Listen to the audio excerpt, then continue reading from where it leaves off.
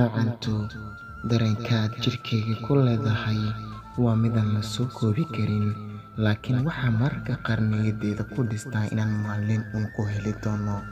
La soco inaad nolosheedii gelisay saaxadda caashiqa oo aad adiga mooyaane aysan rabin cid kale.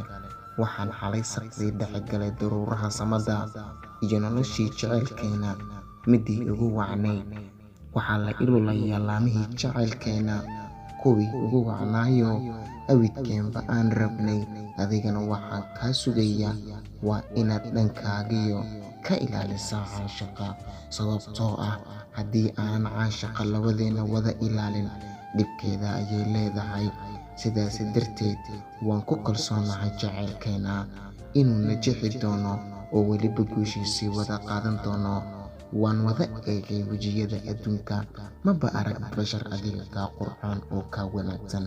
Maba sifayn lahayn arrimahan oo idil hadduusan jacaylkaaga i qaadi lahayn. Waan ku jecelahay.